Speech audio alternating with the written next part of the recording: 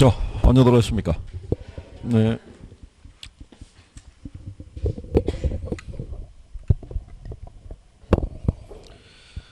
210페이지 하시자니까요. 토지정책 수단 거기 지역지구제 하시자니까요. 12요. 지역지구제는 끝났고, 그러면 개발권 양도제에 대해서는 같이 설명 안 해드렸나요? 그래요? 우리가 그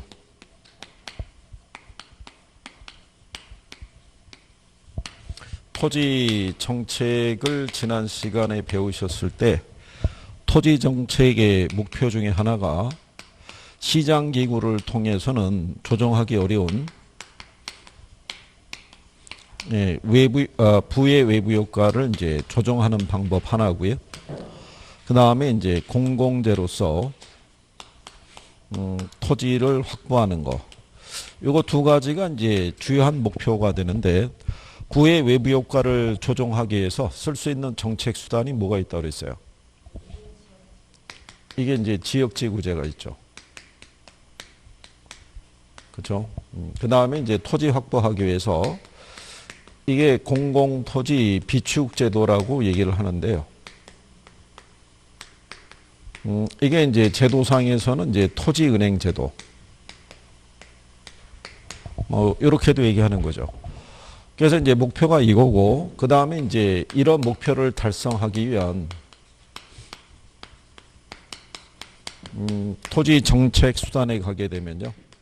일단 대표적인 게 바로 뭐냐면 지역지구제. 요거는 이제 공법에서 배우시죠. 예, 요 지역지구제 관련된 기본적인 용어는 이제 알아두셔야 돼요. 우리나라는 전체 국토공간을 종별로 다 지정을 해놓고 있는 거예요. 그죠? 공간을 어떻게 활용을 해야 되고 어떤 용도로 써야 되는지를 일일이 다 지정을 하고 있더라. 그랬을 때 지역지구제를 시행하는 대표적인 목적이 있죠. 예, 목적이 뭐가 있겠어요? 지역지구제를 시행하는 목적. 이거. 그죠? 그러니까 시험에서 제일 많이 인용하는 게 이거예요. 부의 외부 효과를 제거하거나 또는 뭐 하기 위해서, 감소하기 위해서 이제 지역지구제를 시행하거나 또는 토지 이용에 따른 효율성이 있죠. 얘를 높이기 위해서 이제 지역지구제를 이제 시행한다 이런 얘기죠. 그거는 이제 210페이지에 밑에서 세 번째 줄에 가면은 목적이라고 그래가지고 굵은 글씨로 해놨죠. 이제 이런 식으로 우리가 지정을 하는 거예요. 그리고 옆에 나와 있는 지역지구제 효과에 따른 단기적인 효과하고 장기적인 효과는 크게 중시하지 않으셔도 된다. 뭐 이렇게 생각하시면 되겠고. 근데 이 지역지구제를 시행하면서요, 나타나는 뭐가 있냐면 문제점이 있어요. 문제점 중에 하나가 뭐냐면 지역지구제를 시행할 때 이 효율성을 높이기 위해서 지역지구제를 시행하게 되면 토지이용 규제에 따르는 이게 형평성 문제라는 게 발생해요. 그 다음에 이제 또 하나가 뭐가 있냐면요. 너무 그 지역지구제를 시행했을 때 너무 이제 경직적인 이제 규제를 할 수가 있다는 얘기죠. 획일적인 규제를 하기 때문에. 그래서 토지 이용 규제에 따르는 경직성 문제라는 게 발생할 수 있어요. 그럴 때 요 형평성 문제 있죠. 요거를 완화시키기 위해서 시행할 수 있는 게 그게 개발권 양도제라고 생각하시면 돼요. 그래서 뒷페이지에 넘어가시게 되면은 그 박스 밑에 가면은 개발권 양도제라고 있죠. 그 위에 박스에 있는 용도지역, 주거지역에 대한 그 예를 들어서 세분이라고 되어 있을 때 시험에서 한번 나온 적이 있어요. 전용 주거지역하고 일반 주거지역이 있죠. 그래서 이종 그러니까 전용 주거지역을 보면은 공동주택 중심의 양호한 주거환경을 보호하기 위해서 지정한 것인데 그거를 이종 일반 주거지역이라고 틀리게 한번 낸 적이 있어요. 뭐 바꿔서. 근데 이제 요런 내용은 1차 과목인 학개론에서는 상세하게 다루진 않아요. 근데 여러분들이 어디서 배워요? 공법에서 배운다고요. 그러니까 결론적으로는 1, 2차를 같이 공부하신 분하고 1차만 공부하신 분들의 차이점이라고 생각하시면 돼요. 그래서 2차 과목에서 이제 공법 배울 때 예, 기본적인 용어들은 같이 잘 정리해 놓으시면 돼요. 그래서 여기 있는 이 형평성 문제를 우리가 보완해 주기 위해서 시행할 수 있는 게 뭐냐면 그게 개발권 양도제라고 생각하시면 돼요. 그죠? 예. 그래서 이 개발권 양도제라는 것은 결국 이 토지이용 규제에 따르는 무슨 문제를 예, 형평성 문제를 완화하기 위해서. 근데 현재 우리나라에는 도입되어 있지는 않아요. 그죠? 예, 이것도 시험에 한번 나온 거예요. 현행 우리나라에서 현재 시행되고 있지 않는 제도가 뭐냐? 그 답이 개발권 양도제. 이렇게 나온 적이 있어요. 그러니까 예를 들어서 뭐 이런 거죠. 여기 이렇게 도로가 이렇게 있었을 때요. 이쪽은 그린벨트로 지정을 하고요. 예, 여기는 택지지구로 지정을 해서 여기는 이제 뭐가 이루어지냐면 여기는 이제 개발이 이루어질 거고요. 여기는 뭐가 우선이냐면 보존의 논리가 들어간다는 얘기죠. 근데 이렇게 하게 되면 택지지구로 지정되어 있는 이 지역 내에 토지 소유자 있죠. 이 사람들은 개발에 따른 뭐를 기대할 수 있냐면 이익을. 근데 이 지역 내의 토지 소유자들은 이렇게 그린벨트로 규제됨에 따라서 거기에 따라 재산상의 뭐가 손실이 발생할 수 있죠. 그러면 여기서 이제 형평성 문제가 대두되는 거예요. 이쪽에 있는 소유자들이 민원을 제기하겠죠. 아니 바꿔서 지정해도 되는 걸 왜 우리를 그린벨트로 지정했느냐. 이렇게 해서 반발이 일어날 수가 있죠. 그러면 여기 있는 소유자들이 입게 되는 이 손실 부분이 있죠. 이 제도의 가장 큰 취지가 뭐냐면 정부가 이 손실을 보존을 해줄 때 금전 보상을 해주는 건 아니에요. 정부가 개입해서. 다만 이제 상부에 이 공간을 개발을 못 하잖아요. 그죠? 예, 그럴 때 이 사람들이 있는 손실을 보존하기 위해서 정부가 이거를 발급해 주는 거예요. 예, 개발권을. 근데 요게 TDR이잖아요. 요 DR이라는 게 Development Rights라고 그래서 이게 개발권이에요. 근데 이게 T가 트랜스퍼레이블이거든요. 그러니까 이전 또는 양도가 가능한 개발권을 발급해 준다는 얘기예요.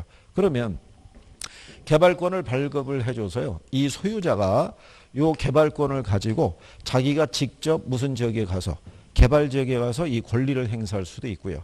예, 그 다음에 여기 있는 개발 지역에 개발업자들이 그러니까 요 개발권에 관한 수요가 있어야 되잖아요. 그래 거래가 될 테니까 여기를 건축에 대한 규제를 하는 거예요. 그러니까 5층 이상은 짓지 못한다고 이렇게. 그러면 개발 지역이면 토지 가격이 비쌀 거 아니에요. 그죠? 근데 여기까지 규제에 묶여 있으면 큰 이익을 기대하기 힘들 때 상부 공간을 이렇게 추가로 공간을 지으려고 그러면 요걸 사들이면 돼요. 요걸 사들이면 그 공간만큼 추가로 개발이 가능해요. 그러면 거기에 따라서 뭐를 얻을 수 있어요. 예. 그러니까 요 이익으로 이 손실을 보상해 주라는 얘기예요. 그럼 결국은 어디를 통해서 시장 안에서 너희들이 개발권을 갖고 거래를 하면서 예, 이것이 문제를 해결하도록 유도하는 제도라고 보시면 돼요. 그게 시험 지문에도 여러 번 쓰인 거예요. 그러니까 정부의 직접적인 비용 부담 없이 어디를 통해서 시장기구를 통해서 이 문제를 해결하도록 하는 게 가장 큰 취지다라고 예, 여러분들이 생각을 하시면 돼요. 그래서 거기 장점을 보시게 되면 공적 주체의 직접적인 비용 부담 없이 규제에 따른 손실 보상을 할 수 있다는 점에 그 의의가 있다라고 얘기를 하는 거죠. 자, 근데 여기서 이제 시험에서 한번 나왔을 때 뭐를 해준 거냐면요.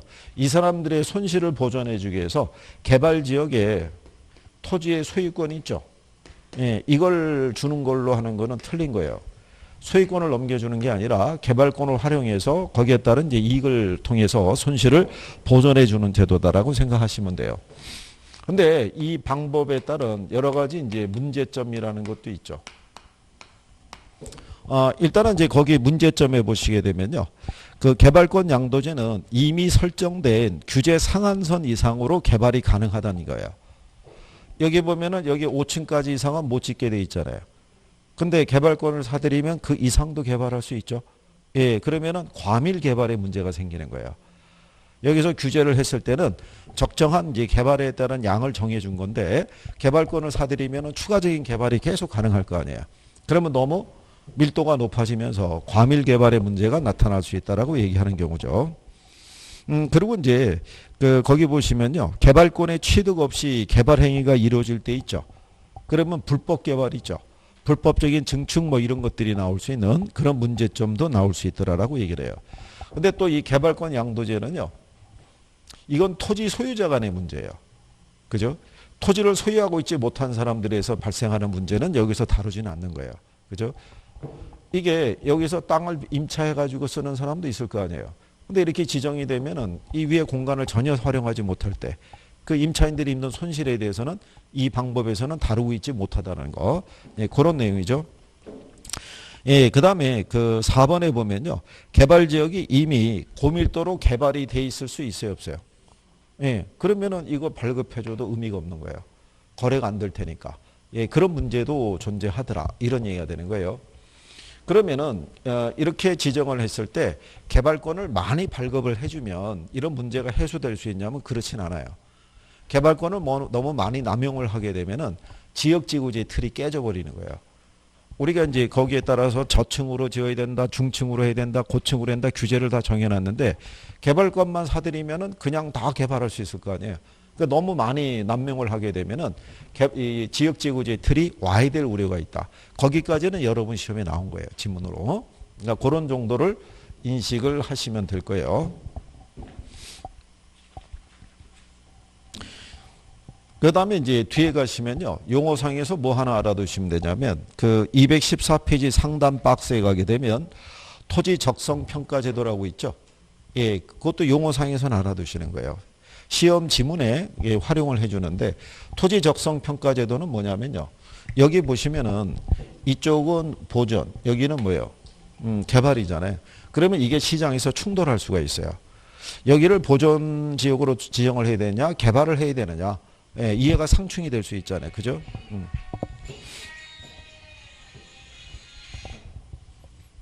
그래요. 개발권 양도제 배경음악이 이제 지금 잠깐 들린 거죠. 이게 그 성인분들이기 때문에 전화를 뭐 끄라는 얘기까지는 못 하겠고요. 진동 정도로. 예, 그래서. 왜냐하면 소리가 울리면 다 쳐다보잖아요. 근데 진동으로 놓으면 혼자 몸 부르르 떨다가 나갈 거 아니에요. 그건 저밖에 못 보니까 그냥 편안하게. 자, 그래서 개발과 보존의 논리가 충돌이 돼 있을 때 그거를 조정하기 위한 제도가 바로 뭐다? 토지 적성평가 제도예요. 그러니까 용어적으로는 알아두시면 돼요. 지문으로 나오고요. 이게 틀린 지문으로 해서 제목을 바꿔서 들어올 때도 있어요. 그게. 토지 적성 평가 제도를 제목을 바꿔서 유도할 수 있으니까 거기 보면은 세 번째 줄에 이렇게 놨죠. 토지에 대한 개발과 보존의 경합이 발생했을 때 이를 합리적으로 조정하는 수단이 바로 뭐다? 토지 적성 평가 제도다. 이렇게 구별하시면 되겠고요. 그다음에 이제 토지 정책 수단에 보면은 이게 토지은행 제도라고 있는데요. 우리나라에서는 토지은행 제도를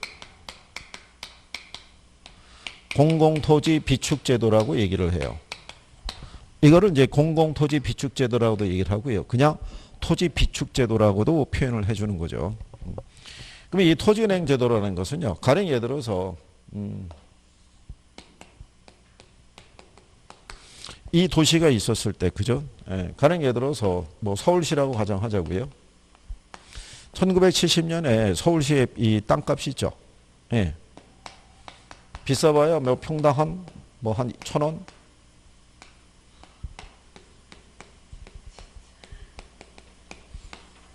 2020년에 서울시의 땅값 하면은 평당 얼마나 하겠어요? 평당 한 2,000 한다고 가정했을 때.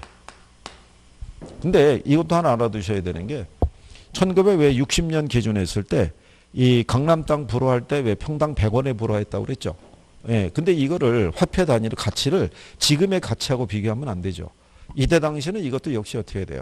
비싼 가격이었다고 생각을 하셔야 돼요.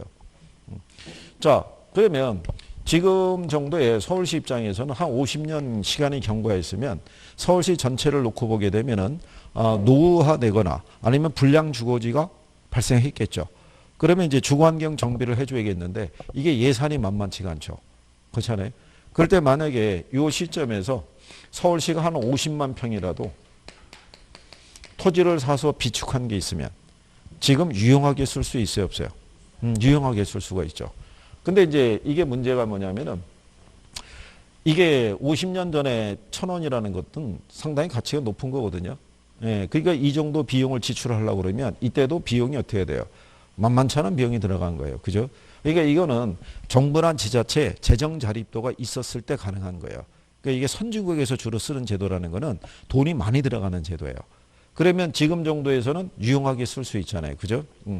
그래서 이 국토공간을 좀 더 효율적으로 관리하기 위한 방법이 해당이 된다라고 생각하시면 되겠고요. 자, 그런데 이 방법에 대해서는요, 여러분들이 이제 뭐 생각하시면 되냐면, 이 방법에 장점이 있고, 그 다음에 뭐가 있겠어요? 단점이 있을 때, 요거는 우리가 제목에서 한번 연상을 해보게 되면, 이 토지를 사서 비축하는 주체가 누구겠어요? 공적인 주체예요. 국가 또는 지자체에서 이 토지를 사서 비축해요. 그러면 개인에 의한 무질서하고 난개발 같은 거는 발생하지 않겠죠. 예, 계획적인 개발이 가능하고 토지 공간의 효율적인 이용도 가능할 것이고요. 개발이 이루어지게 되면 개발이익이 원천적으로 환수가 되죠. 그렇잖아요. 그게 뭐가 되겠어요? 장점이 되는 거예요. 근데 단점이라는 거는 사서 비축해야 돼요. 그러니까 일단 비용 문제가 들어가죠. 그죠? 예, 그 다음에 70년에 사서 50년 뒤에 이 토지를 활용해야 돼요. 그럼 그 사이에 관리 문제가 있어요. 그렇지 않겠어요? 얘를 그냥 나대지 상태로 방치하게 되면은 이 안에 예를 들어서 무허가 주택이라든가, 그죠? 뭐 불법 포장마차촌이나 이런 것들이 조성이 될 수 있는 거예요. 그러니까는 단점 중에 가게 되면 제일 먼저 비용 문제하고 무슨 문제? 예, 관리 문제. 그러니까 요거를 어디에서? 제목에서 우리가 연상을 하게 되면은 그 기본적인 내용은 외우지 않고도 구별할 수 있다는 얘기예요. 이해하시겠나요? 그래서 가장 중요한 게 뭐냐면요. 용어를 이해하는 게 가장 필요해요. 용어를 외우는 것보다 이해를 하게 되면 내가 공부할 수 있는 분량이 많이 줄어드는 거예요. 그러니까 이제 그거를 잘 활용하시는 게 필요하더라. 우리나라에서도 이 토지은행 제도를 운영하고 있어요. 공공토지 비축에 관한 법률에 의해서. 그러면 이 비축된 토지를 관리할 때 있죠. 지자체별로 관리하겠어요? 별도의 기관을 둬서 관리하겠어요? 네? 여기 비축한 토지 있죠. 예, 이거는 토지주택공사 있죠. 예, 여기에서만 관리해요. 이게 여러분 시험에 지자체별로 관리한다고 해서 틀리게 출제한 적이 있어요. 이게 그래서 토지주택공사에서만 토지은행이라는 계정이 있죠. 예, 별도의 이 계정을 둬서 여기서 관리하는 거예요. 그래서 토지은행이라는 명칭은 어디에서만 쓸 수 있다는 거예요. 토지주택공사에서만 이 명칭을 쓸 수 있다는 거. 이해하시겠나요? 예. 그 다음에 여기서 이제 한 가지 또 추가적으로 알아두셔야 되는 것은요. 그래서 거기 215쪽에 보면요. 밑에서 두 번째 줄에 한국토지주택공사 외자는 토지은행 또는 이와 유사한 명칭을 사용하지 못한다라고 이렇게 해놓은 거예요. 그렇죠? 예. 자, 그런데 이 부분에 대해서요. 뒤에 가면은 이제 이 공공토지 이 비축에 따른 종합계획이라고 이렇게 나와 있죠. 그래서 국장이 10년 단위로 이 장기적인 이제 토지 비축 계획을 수립해서 이 토지를 비축하도록 되어 있는 거예요. 그죠? 그래서 216쪽에 가시면요. 거기 하단을 내려가게 되면 양가로 6번에 토지 선매 제도가 있죠. 근데 옆 페이지에 가면은 중간에 4번에 공영개발 방식이라고 있죠. 예. 그러면 두 개의 제도를 간단하게 비교를 해드리면요. 뭐 이런 거예요. 자, 여기 있는 공영개발 방식 있죠.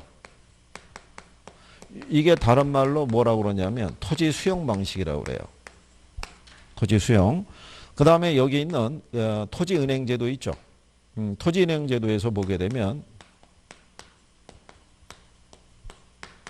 요거는 토지 예, 선매라는 제도를 쓰는 거예요. 그러니까 이게 차이가 뭐냐면 자, 만약에 서울시가 일단은 이 토지가 필요해요. 공공사업을 추진하기 위해서. 그죠? 근데 여기 있는 토지 소유자가 있을 거 아니에요. 소유자가 이 토지를 갖다가 공영개발의 목적으로 이 토지를 수용하겠다고 했을 때 이 사람이 거부할 수도 있을 거 아니에요. 예, 거부하더라도 이건 강제 수용이에요. 그러니까 법에 의해서 그냥 밀어버릴 수 있는 거예요. 근데 여기는 토지은행 제도는 토지 선매라는 거는 뭐냐면 이 사람의 일단은 의사가 있어야 돼요. 팔겠다는. 예, 의사가 없는 상태에서는 강제로 거래할 수는 없어요. 그죠? 그러면 서울시 입장에서는 기다려야 돼요. 예, 기다릴 때 이 사람이 사인 간에 거래할 수 있을 거 아니에요. 예, 그럴 때는 여기 있는 공적 주체가 사인 간의 거래에 앞서서 우선적으로 협상을 할 수 있는 거예요. 그러니까 여기는 강제 수용 개념이 아니겠죠. 예, 그러면 토지 소유자의 권리 침해 있죠. 둘 중에 어느 게 커요? 얘가 클 거 아니에요. 얘가 큰데 이게 시험에서는 반대로 나온 적이 있어요. 토지 양도 의사가 전대된다는 점에서 토지 소유자의 권리 침해 있죠. 예, 권리 침해는 얘가 큰데 얘가 크다. 이렇게 해서 틀리게 답을 준 적이 있어요. 이해하시겠나요? 그래서 여러분들한테 거기 보시면은 토지 선매제도라고 그래서 216페이지 거기 보면 하단에 있는 거죠. 그러니까 얘도 용어상에서 등장을 해요. 예, 그러니까 토지 선매라는 용어도 알아두시는 거예요. 그죠? 이해하시겠나요? 그런 내용이에요. 그리고 옆에는 이제 공영개발하고 그 다음에 이제 환지 방식에 대한 거는요. 나중에 이제 우리가 개발론에 갔을 때 다시 한번 언급해 드릴 테니까 그때 정리하시면 되겠고요. 그리고 219쪽에 가면은 개발이익 환수제도라고 돼 있죠. 예, 거기 개발이익이라는 용어 정도 여러분들이 보시면 되는 게요. 이게 법령에 있는 거예요.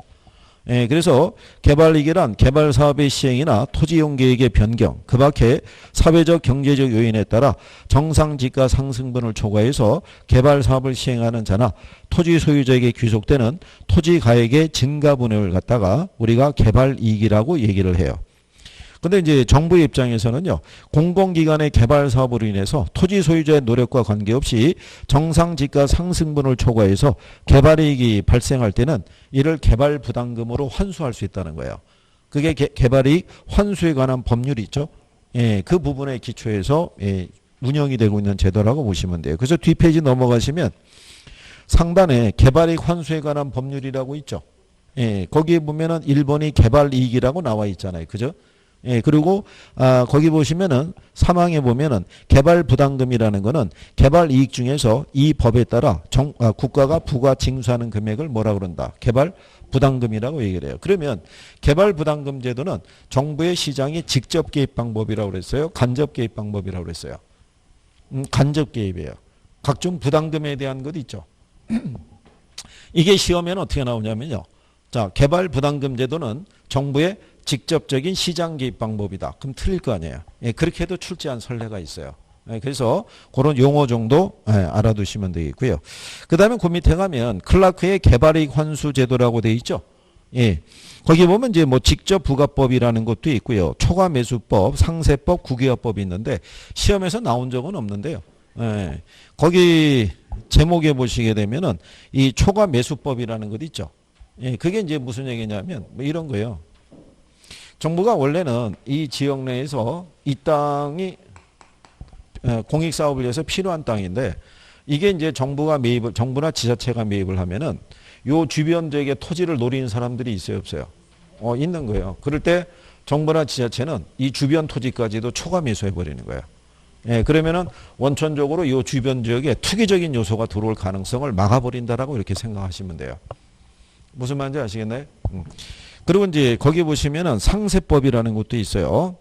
예, 공공사업을 인해서 우리가 수용되는 토지의 소유자가 당의 공공사업을 해서 가치가 증가되는 토지를 주변에 가지고 있을 때 있죠. 예, 그러면은 거기서 앞으로 그러니까 여기가 이제 수용이 돼서 공익사업이 진행이 돼요. 근데 여기 안에 있는 토지 소유자가 요 주변에도 땅을 갖고 있어요. 그죠? 예, 그러면은 나중에 여기가 개발되면 주변 지역 땅값도 오를 거 아니에요. 그러니까 거기서 발생하는 이익을 여기서 토지 수용에 따른 보상을 해줄 때 상쇄시키고 보상해 주겠다 이런 얘기예요. 근데 현실적으로는 이게 힘들어요. 만약에 여기 이렇게 해서 여기 이렇게 설정이 되잖아요. 그러면 여기 조성이 된 다음에 그 주변의 개발 이익이 과연 어디까지 그게 개발 이익이 미칠 것이냐 이거죠. 이거를 정확하게 자를 수는 없다는 얘기죠. 예, 그래서 거기에 따라서 분쟁이나 이런 게 발생할 수가 있어요. 아니 여기서부터 내 땅은 한 10km 떨어져 있는데 뭔 개발이익이냐. 그래가지고 이제 법령에 의해서 역세권 그러면요 반경 1km 있죠. 예, 거기까지를 역세권이라고 보는 거예요. 예, 그러니까 이제 그 범주를 벗어나거나 안에 있거나 뭐 이런 기준이 있어야 되죠. 그렇지 않겠어요? 그래서 뭐 그런 제도다라고 이제 생각하시면 돼요. 그 다음에 그 밑에 가면 토지 공개념 제도라고 있죠. 예, 용어상에서 보시면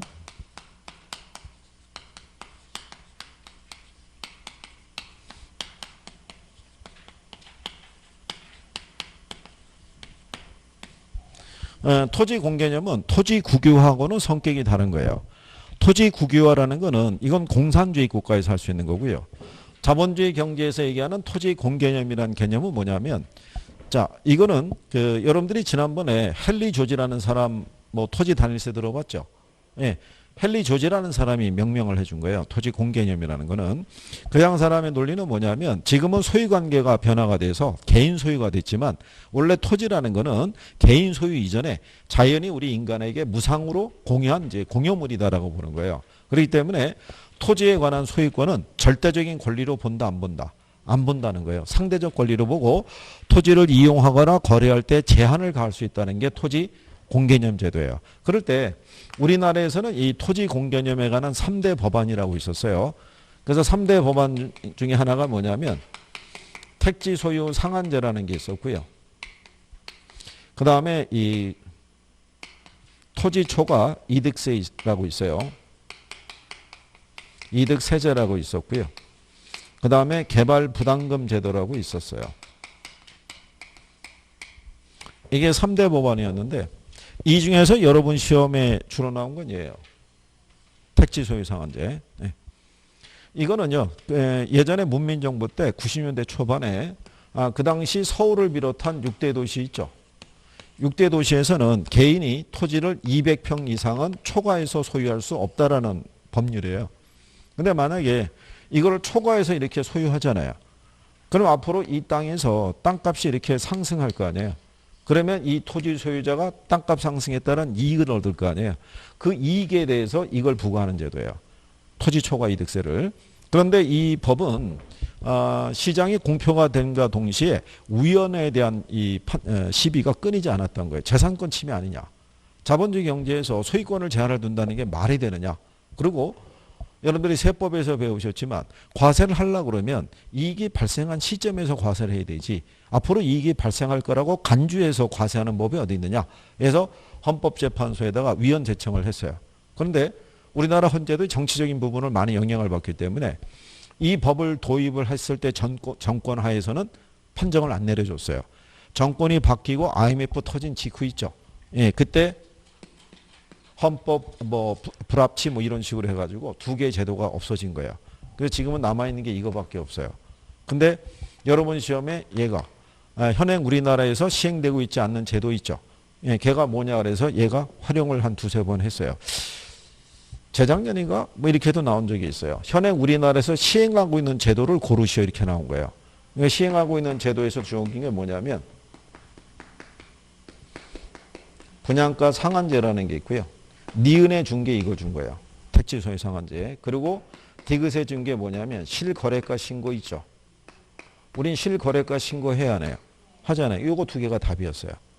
그죠? 그러니까 얘가 들어가 있는 건 답이 틀린 거죠. 택지 소유 상한제, 토지 초과 이득세제는 현행 우리나라에서 시행이 안 되고 있는 거죠. 그러니까 그거 정도는 구별을 해 주시는 게 필요하다는 거. 그래서 거기 토지 공개념에 보시면은 221페이지에 예, 그 위에서부터 한 뭐 8번째 줄, 9번째 줄인가요? 굵은 글씨로 해놨죠.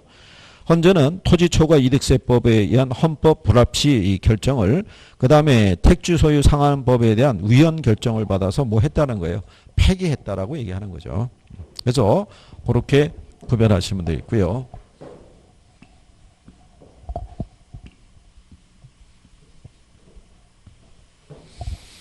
그 다음에 이제 옆에 가면 이제 주택정책이라고 있어요.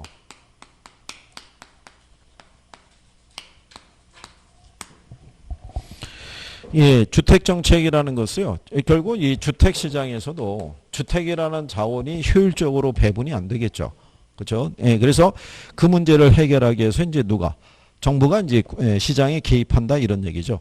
그래서 이제 그런 여러 가지 문제를 해결하기 위한 예, 주택 정책의 이제 목표라는 것이 나오는 거죠. 그러면 이 주택 정책에 대한 목표라는 것은요, 저소득층에 대한 주거 안정이 있죠. 예, 그리고 이제 전체적으로 양적으로도 충분한 공급이라든가 또는 질적으로도 양호한 주택의 공급이 이루어져야 되는 것이 이제 하나의 목표라고 생각하시면 되겠죠.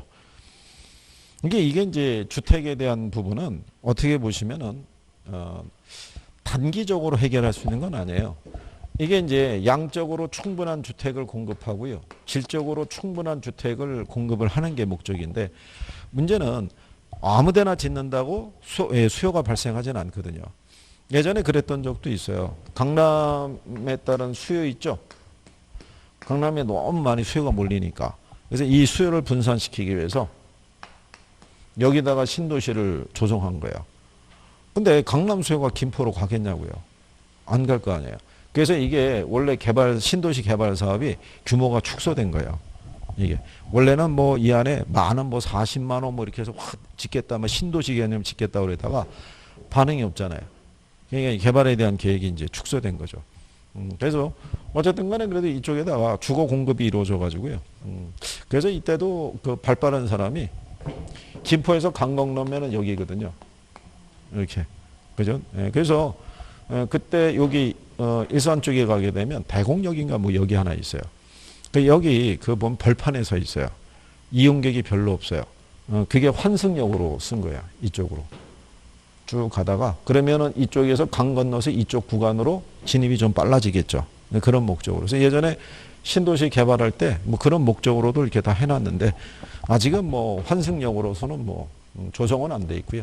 그래서 그러면 양적이나 질적이나 주택 공급을 늘리기 위해서는 그 뒤에 가시면은 222페이지에 공급을 늘리는 방법이 있죠. 예, 그래서 신규 주택을 건설 촉진하는 방법이 있고요. 그 밑에 가면 양가로 이번에 재고주택의 보존과 개량이라고 있죠. 예, 근데 그 일반적인 신도시 사업은요, 비용이 많이 들어가요. 왜냐하면 기반시설을 다 설치해 줘야 되니까. 전기, 도로, 상하수도, 뭐 교육시설, 이거 다 새로 넣어줘야 되잖아요. 근데 기존의 주거지는요, 기성시가지는 걔네들 이미 기반시설이 설치가 돼 있죠.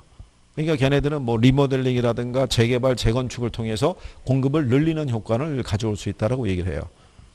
근데 더 이상은 그거를 확대하기 어려우면은 결국 신도시를 조성해야 되죠. 그래서 우리 정부가 하는 게 1기 신도시, 2기 신도시, 3기 신도시 막 이런 식으로 공급을 갖다가 이제 하겠다는 얘기인데 그게 뭐 쉽지는 않죠. 그게 공급. 지금 이제 사람들이 로또라고 해서 또 기대하고 있는 데가 어디냐면 과천이에요. 과천에 지금 거기 그린벨트를 해제시켜서 거기다가 지금 도시를 공급하겠다는 얘기거든요. 주거를. 근데 과천은 그 경기도라고 되어 있지만 실상은 서울이에요. 번호도 서울 번호 쓰는 거예요. 거기가 번호가 앞에 국번이 02로 시작된다고요. 그리고 거기 이제 정부 청사 있잖아요. 과천 청사. 그래서 그쪽은 예전부터 가격이 워낙 비쌌던데요. 근데 거기 이제 택지를 조성해서 할 만한 데가 없으니까 거기 있는 그린벨트를 풀어서 거기다가 때려 넣겠다 이런 얘기죠. 근데 그렇게 되면 교통 체증도 만만치 않을 거예요. 거기 원래 그 사당역 가는 그 남태령곡에 넘어가는 데가 원래 상습 정체 구간이에요. 그쪽이.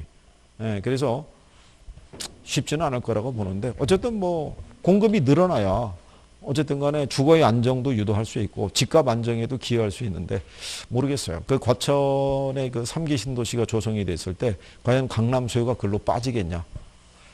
뭐 그거는 뭐 이 사람이 요즘은 이제 상징성이라고 보는 거죠.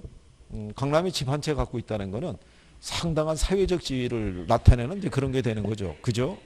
그러니까 뭐 어디 살아? 강남. 그러면 더 이상 안 물어보잖아요. 그죠? 마음 아프니까. 그러니까 뭐 그거야 뭐 어떻게 하겠어요. 그래서 뭐 그런 측면으로. 근데 공급을 늘려준다고 주택 문제가 바로 해결되지는 않아요.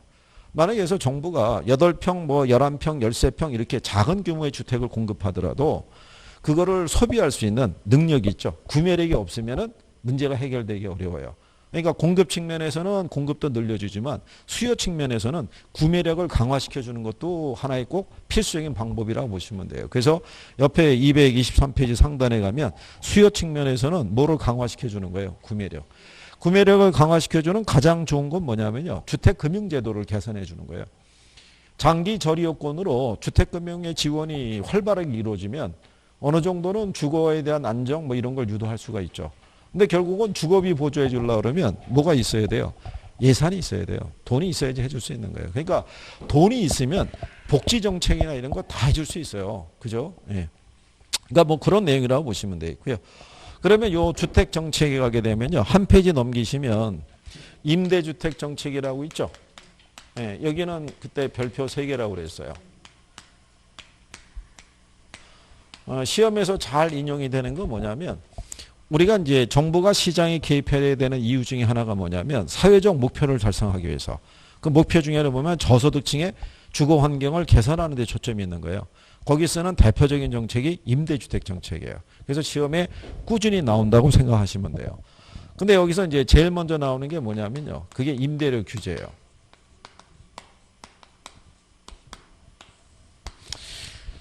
자, 임대료 규제에 대한 거는 우리가 지난번에 얘기해드렸지만 최고 가격제의 일환이다라고 얘기한 거예요. 그죠? 시장에서 자 정책 위반을 하는 사람들은요. 시장에서 임대주택의 임대료가 너무 비싸다라고 생각이 되면은 그거를 어느 정도는 통제해야 될 필요성이 있겠죠. 그래서 쓸 수 있는 방법이 뭐냐면 최고 가격제예요. 그러니까 정부가 상한선을 정해주고 그 이상은 받지 못하도록 통제하는 제도라고 생각하시면 돼요. 반면에 이제 최저 가격제라는 것도 있어요.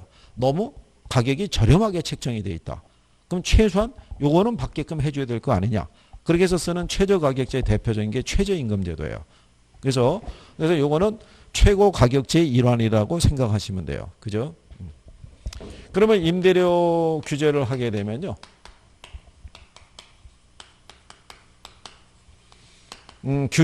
규제 임대료가 있고요. 시장 임대료가 있으면 이거보다 낮은 선에서 통제할 때. 그죠? 그래서 거기 보시면요. 규제 임대료가 시장 임대료보다 낮게 설정이 될 때 그 효과가 나타난다라고 해놨어요. 그죠? 예. 그러면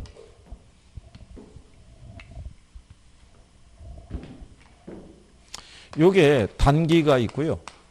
장기가 있어요. 예. 그래서 단기를 보게 되면 그래프가 이렇게 돼요. 만약에 시장의 임대료가 100만 원이에요. 100만 원이고 임대주택 하나 예를 들면은 10가구가 거주하고 있다. 이 상태에서 정부가 통제하는 거예요. 너무 비싸다. 50만 원 이상은 받지 마라. 이렇게 통제하는 거예요. 그러니까 상한선을 정해주는 거죠. 이거 이상은 받지 말아라. 이렇게.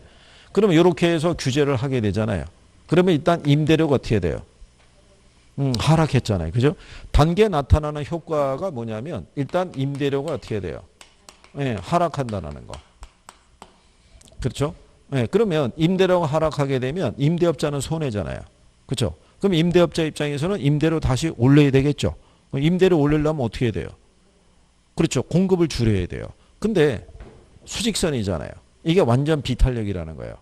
이 가격이나 임대료가 변해도 양의 변화가 없다는 거예요. 그럼 임대사업자가 왜 공급을 못 줄이냐면 단계는 임대차 계약 기간이 있잖아요. 근데 이거에 불복해갖고 나 임대사업 안 해. 그러면 계약을 다 파기하게 되면 보증금 다 돌려줘야 되죠.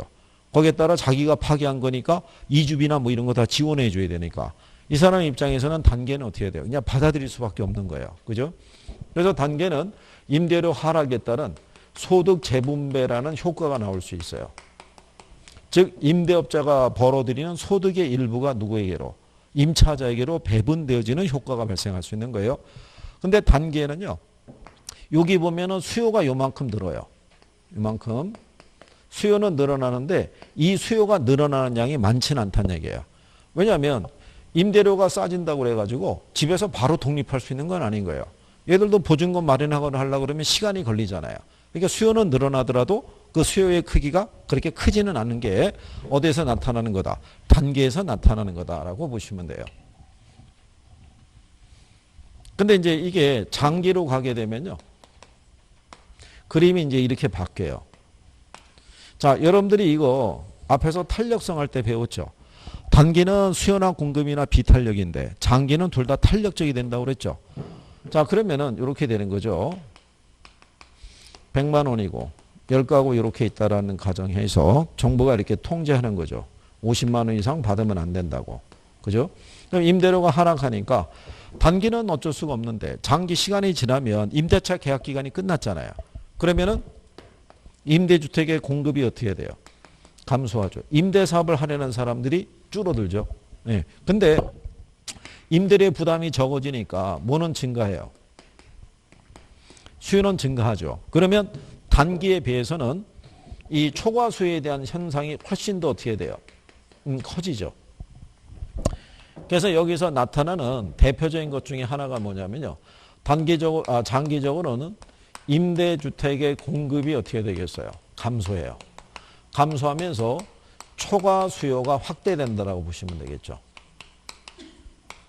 그렇죠? 예. 그다음에 두 번째가 뭐냐면 음성적인 거래가 이루어져요.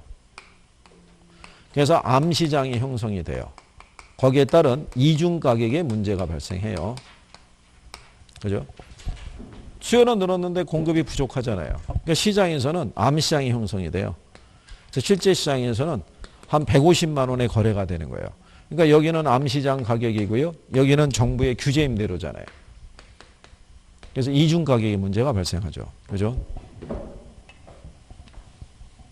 이러면서 그 집주인하고 세입자하고 갈등이 발생해요. 왜냐하면 집주인은 이 사람 내보내면 이거 받을 수 있거든요. 그럼 이제 우리나라 사람이 제일 잘 쓰는 표현이 그거죠. 아, 시골에서 동생이 갑자기 올라기로 했다. 어쩔 수 없이 집을 좀 비워줘야겠다. 내가 이사 비용은 줄게. 뭐 이런 식으로 해가지고 내보내는 경우죠. 네, 그래서 분쟁이 발생할 수도 있죠. 그 다음에 임대주택의 질이 떨어지죠. 질이 왜 떨어지냐면요. 임대업자도 임대 수익을 얻기 위해서는요. 임차자나 아니면 임대 물건의 관리를 해야 돼요. 네, 그런데 임대료 지금 싸잖아요. 싼데 우리 집에 새에 들어 살겠다는 사람이 줄을 서 있는 거예요. 네, 그러니까 임대주택의 관리에 굳이 신경 쓸 필요가 없어요. 그래서 왜 지난번에 말씀드렸지만 우리나라에서 왜 전세난이 펼쳐졌을 때 있죠. 그때 집주인이 면접봤다고 그랬잖아요. 세입자들. 우리 집에 새 살겠다는 사람 오라고 그래가지고 면접 본 거예요. 근데 면접 볼 때 뭐 도배장판 해줄 건가요? 뭐 문제가 생기면 나 보수해 주나요? 이런 얘기하는 사람 다 아우실 거 아니에요. 그냥 말없이 묵묵히 그죠? 예, 임대료 제때 잘 낼 수 있는 사람만 선택을 하겠죠.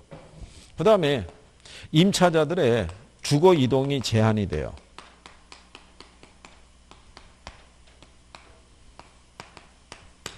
그죠? 네. 서울에서 50만 원 주고 임대 살고 있는데 직장의 발령이 대구로 난 거예요. 그러면 출퇴근하기 쉽지 않잖아요. 그러면 이주하고 싶은데 대구 가면은 이거 주고도 집 구하기 힘든 거예요. 그럼 결국 혼자서 뭐 해야 돼요? KTX 타고 출퇴근해야 되는 거예요. 계속. 그럼 거기에 따른 교통비용의 증가 같은 사회적 비용의 증가 같은 이런 부작용이 생긴다고 보시면 돼요. 이거 네 가지가 가장 대표적으로 활용하는 거예요. 우리 교재에도 설명이 되어 있지만 여기 공급이 줄죠. 네, 공급이 늘어난다 그러면 틀릴 거 아니에요. 그 다음에 여기 보시면 질이 떨어지는데 질이 개선이 된다 그러면 틀리겠죠. 주거 이동이 활발하다 그래도 틀릴 거 아니에요. 그죠? 네, 이런 식으로 바꿔주는 거예요. 자, 그런데 여기서 한 가지 또 알아두실 거는 만약에 규제 임대료가 시장 임대료보다 높을 때 있죠. 네, 높게 책정이 되면은 아무런 변화가 없어요. 아무런 변화가 없다는 얘기는 무슨 얘기냐면 만약에 정부가 150으로 통제했어요. 네? 그러면 임차자들의 입장에서는 굳이 기존 계약을 파기하고 시장에 나올 일이 없죠. 나오면 임대료 더 줘야 되잖아요. 그럼 수요가 변화가 없잖아요. 수요가 변화가 없으면 임대료도 변화가 없어요. 그러면 공급도 변화가 없다고요. 그러니까 아무런 변화가 없는 거예요. 그러니까 이런 게 나온다 그러면 틀리는 거예요. 그래서 여러분들에게 임대료 규제에 따른 효과가 있기 위해서는 규제 임대료가 시장 임대료보다 높아야 된다 그러면 틀리는 거예요. 무슨 말인지 아시겠어요? 임대료 규제에 따른 효과가 나오려고 그러면 규제 임대료가 시장 임대료보다 낮은 선에서 통제를 해줘야 된다는 거. 이해하시겠나요? 예, 그래서 이제 거기다 굵은 글씨로 다 해놨죠. 예, 그래서 224페이지에서부터 225페이지까지 그리고 거기 중간에 양가로 4번에 규제 임대료가 시장 임대료보다 높을 때 있죠. 그때는 아무런 영향을 미치지 못한다라고 명시가 돼 있죠. 이해하시겠나요? 그래서 이게 풀어서 나올 때도 있어요. 얘가 얘보다 높게 되면은 임대주택의 질이 개선이 된다 뭐 이런 식으로 주더라도 틀리는 거예요. 그죠? 예, 그래서 그런 내용에 대해서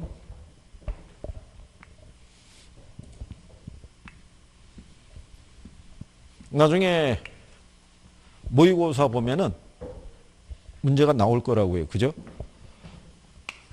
모의고사에서 쓸 때 처음에 모의고사는요. 계산 문제도 거의 없어요. 예, 전체적인 중요한 단원에 대해서 용어 이해하고 있느냐 뭐 그런 정도 물어보는 거예요. 그리고 그게 여러분들의 입장에서는 하나의 가이드가 되는 거예요. 첫 번째 모의고사는 그럼 내가 지금까지 강의를 들었을 때 정리가 된 애들이 있고 그렇지 못한 애들이 거기서 여실히 나오는 거예요. 그때 틀린 애들을 물어봐야 되는 거예요. 그러면 단기간에 실력이 쫙 올라갈 수 있어요. 그거를 혼자만의 아픔으로 간직하고 그 시험지를 붙잡고 어디 노래방 같은 데 가서 학교론에 그치는 어디인가 이런 거 노래 불러봐야 아무런 소용이 없는 거예요. 그죠? 활용을 해야 되는 거예요. 활용을. 응? 아니 그나저나 오늘은 또 왜 이렇게 불참자들이 또 생기는 거예요. 네? 오늘 여기 뭐 요즘은 행사도 없잖아요. 아이들이 그래가지고 하긴 뭐 지난번에 가봤더니 한 3, 4살 됐을까요?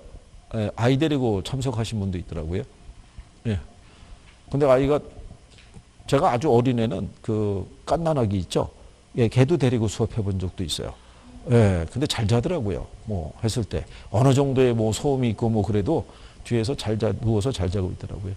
그래서 그 친구는 와가지고 미술 그림 그리고 뭐 한참 뭐 그렇게 하고 잘 놀다 갔어요. 참. 이 코로나 때문에. 근데 이제 어느 정도 아마 이달 뭐 하순 정도 되면은 어느 정도 뭐 진정되지 않겠느냐. 근데 뭐 중국 애들 같은 경우는 거의 진원지니까 뭐 어쩔 수 없는 경우고. 예. 그래서 우리나라 같은 경우는 조금 발빠르게 대응하고 있는 것도 있고. 그리고 이런 건물이나 이런 데 보면 기본적으로 우리는 청소가 또 잘하잖아요. 이게.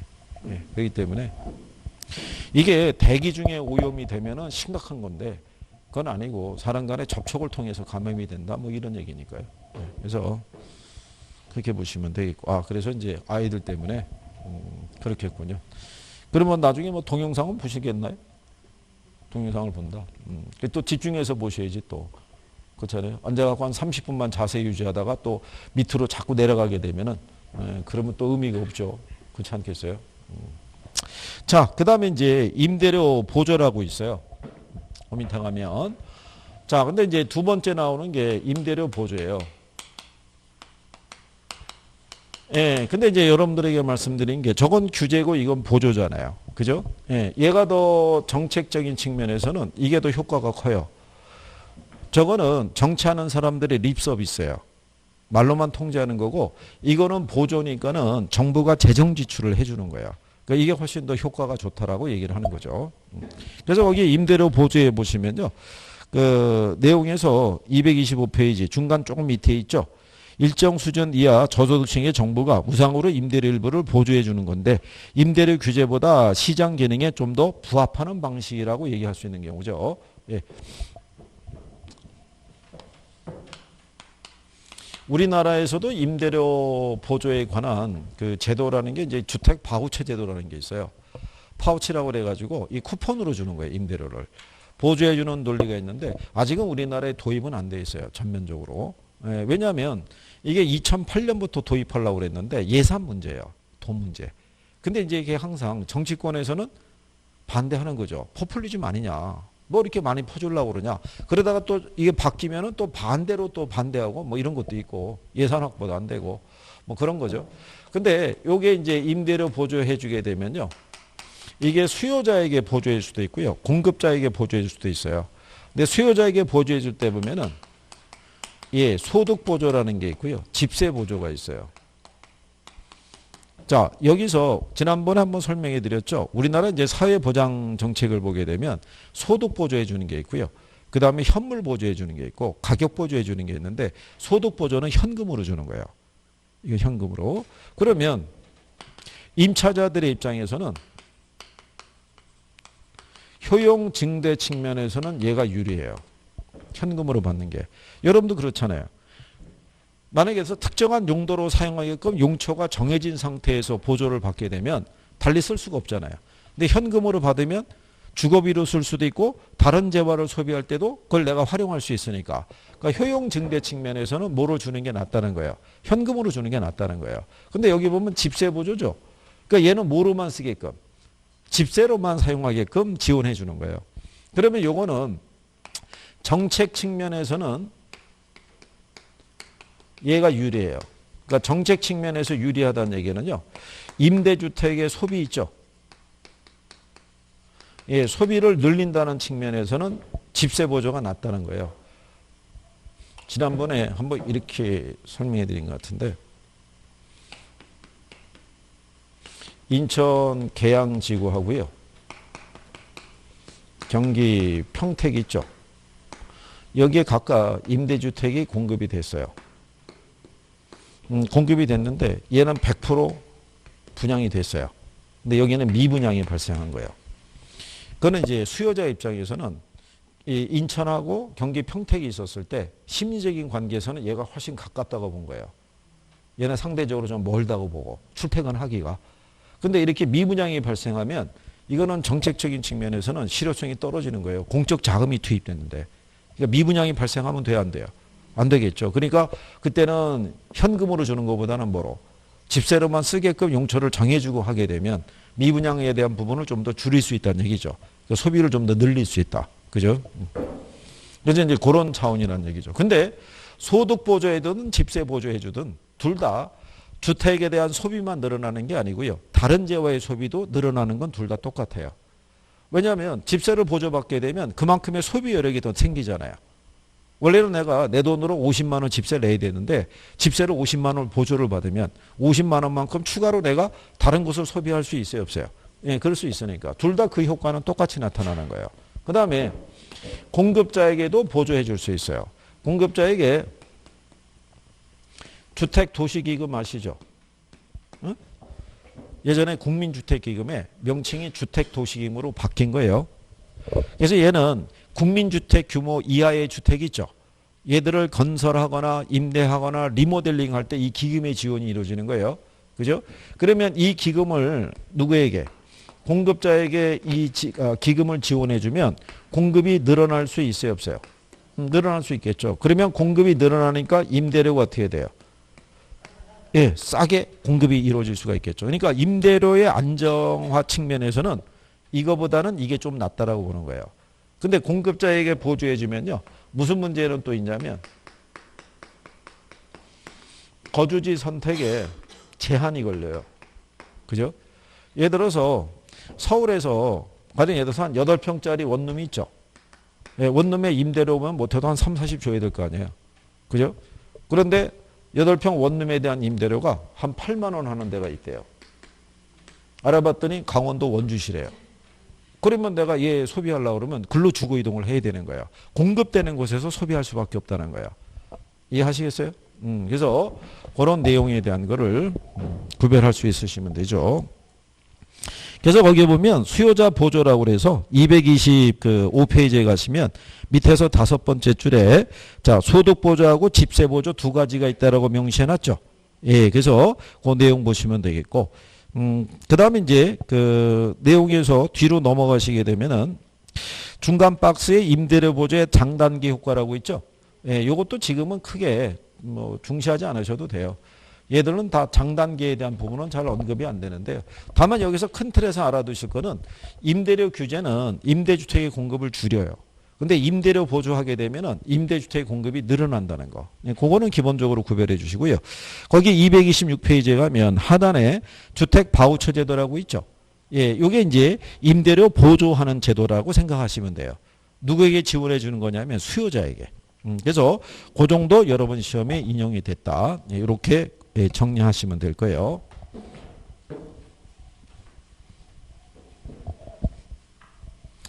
예, 그 다음에 이제 옆에 227페이지에 가면요. 세 번째로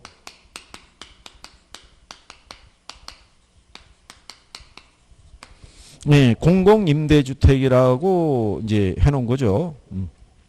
근데 이것도 공공임대주택에 대한 것도요. 이게 저기 어느 교과서를 봤더니 공공임대주택이고 가로 열고 보금자리주택 이렇게 하는 것도 있는데 명칭은 바뀌어요. 지금 보금자리주택이라는 명칭은 안 써요. 근데 왜 그러냐면 우리나라 대통령 선거가 있게 되면요. 대선 주자들의 공통된 공약 중에 하나가 자기가 당선이 되면은 재임 기간 중에 공공주택을 공급하겠다고 얘기를 해요. 근데 정권이 바뀔 때마다 명칭이 틀려지는 거예요. 보금자리 주택은 이 정권 때의 명칭이에요. 그 다음에 이 정권 때 행복주택 뭐 이런 거 들어왔고요. 이 정권이 바뀌면서 또 장기, 일반, 뭐 민간 임대주택 뭐 이런 식으로 명칭이 또 바뀌는 거예요. 그러니까 그 명칭에 크게 집착하실 필요는 없어요. 근데 예전에 보금자리 주택이라는 제목을 달고 여러분 시험에 2번 정도 나왔던 적이 있어요. 그 양반 재임 기간 때. 예, 그 얘기예요. 예, 그러니까 그냥 참고하셔도 되고. 그래서 요즘은 이 공공임대주택에 따른 이 장단기 이런 효과보다는요. 거기 밑에 가면 민간임대주택 특별법상의 임대주택이라고 있죠. 예, 거기서 보게 되면 민간 매입 임대주택이라는 것도 있고요. 뒤에 가면은 공공지원 민간 임대주택이 있고 밑줄 쳐 있는 4번에 장기 일반 민간 임대주택이 있죠. 예, 그 정도 일단 용어 알아두시면 되죠. 그래서 이게 보면 법령이 나눠지는 거죠. 그래서 이거는 민간 임대주택에 관한 특별법이 있죠. 예, 여기에서. 이거는 공공임대주택에 관한 또 특별법이 있다고요. 그래서 여기서 그러니까 여기는 사업자가 누가 되냐면요. 정부, 지자체, 그 다음에 공사. 여기가 사업 주체가 되면요. 여기는 얘네 외에 민간 임대 사업자예요. 그러니까 주체가 어떻게 돼요? 틀리죠. 네, 그래서 여기서 공급하는 주택 중에서 가장 대표적인 게 장기 일반 민간 임대주택이에요. 이게 원래 예전의 명칭은요. 중공공 임대주택이었어요. 이게 법이 개정이 되면서 장기 일반 민간 임대주택으로 바뀐 거예요. 얘도 시험에 나온 적이 있는 게요. 이게 이제 임대사업자가 몇 년 이상 8년 이상 임대할 것을 목적으로 임대사업을 할 때 쓰는 거예요. 근데 이게 원래 10년이었었어요. 10년에서 8년으로 바뀌면서 출제가 바로 됐던 거예요. 이게. 그리고 이 8년 사이에는요. 그 임대료 있죠. 연 몇 프로 이상, 5% 이상은 올릴 수가 없어요. 그러니까 5% 이내에서만 임대료를 조정하도록 돼 있어요. 이게. 그리고 작년 6월에 개정이 된 거지만 임대사업자가 임대료 받을 때 그 현금 외에 신용카드나 직불카드나 선불카드로 받을 수 있다는 거. 그죠? 네. 근데 이제 그렇게 하게 되면 카드 단말기가 있어야 되잖아요. 근데 카드 단말기는 개인에게 안 줘요. 사업자 등록을 해야지만 그걸 준다고요. 이게 결론적으로는 소득이 어떻게 돼요? 잡히는 거죠, 이제. 그러면 이제 정부가 거기에 따라서 뭐 하겠다는 거예요. 과세하겠다. 뭐 이런 얘기죠. 예, 그래서 그런 내용이죠. 그리고 여기 보는 저 임대사업자 있죠. 예, 이 사람들은 임차자들에게 대출 알선이나 이런 거는 할 수가 없어요. 업무 범위에. 그것도 시험에 나온 거야. 예, 그래서 여러분들 거기 228페이지에 보면은 하단에 그 동그라미 8번에 민간 임대주택에 관한 특별법상의 주택임대관리업자의 업무 범위라고 있죠. 예, 요게 시험에 나온 거예요. 그래서 틀리게 준 게 뭐냐면은 예, 대출 알선이라는 게 들어가서 그걸 답으로 유도했던 적이 있어요. 그래서 옆 페이지에 가면은 229쪽에 가면은 중간에 11번에 임대료라고 있죠. 거기 보면은 그죠? 예, 요 임대료라는 것은요. 연간 몇 프로? 그러니까 229쪽의 밑에서 두 번째 줄에 가면은 5% 범위 내에서 정하도록 되어 있는 거예요. 그리고 뒤로 넘어가시면 위에서부터 쭉 내려오면은 리을 있죠. 동그라미 리을. 거기 가면은 임대사업자는 임대료를 현금 또는 여신 전문 금융업법에 따른 신용카드, 직불카드, 선불카드를 이용한 결제를 받을 수 있다 그래가지고 작년 6월 19일부터 시행이 되고 있는 거예요. 임대사업을 하는 사람들이.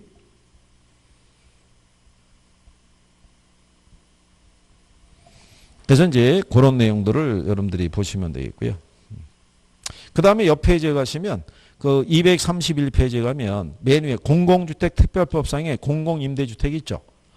예, 거기 보면 얘네 종류가 영구임대라는 게 있고요. 그 다음에 국민임대라는 게 있고요. 그 다음에 장기전세주택이라는 게 있고요. 그 다음에 행복주택이라는 게 있어요. 물론 얘는 이제 임대기간이 50년이고요. 얘는 몇 년?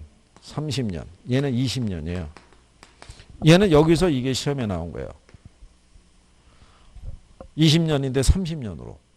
틀린 거 고르라고 그래서 그렇게 해준 거고, 행복주택은 계층이 주로 누가 타켓이라고 그랬어요. 네, 젊은 계층이 타켓인 거예요. 그래서 이제 그런 용어 정도는 여러분들이 알아두시는 게 필요하다. 뭐 이런 얘기죠. 그래서 요즘은 공공임대주택에 관한 거는요, 이 법령에 기초해서 출제를 해요. 그러니까 법령에 기초한 내용 정도를 정리해 두시는 게 필요할 거란 얘기죠. 네. 그래서 여기서는 얘가 언급이 됐었고요. 그 다음에 이게 시험에 나왔었고, 그 다음에 민간 임대사업자의 업무 범위라든가 이런 것도 출제를 한 거예요. 실상은 이게 아까 얘기한 것처럼요. 임대료를 현금 외에 다른 카드로 받을 수 있다는 사실이 있죠.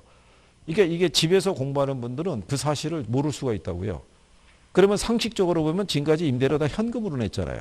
근데 갑자기 이런 카드로 받을 수 있다 그러면 자기 상식에는 안 맞는 거죠. 예, 그러면 그게 틀리다 이렇게 체킹할 수도 있는 거예요. 그러니까 그런 내용 정도 정리하시면 되겠고요. 그 다음에 232쪽에 가면 분양주택 정책이라고 있죠. 예, 잠깐 쉬었다가 예, 거기서부터 하시죠.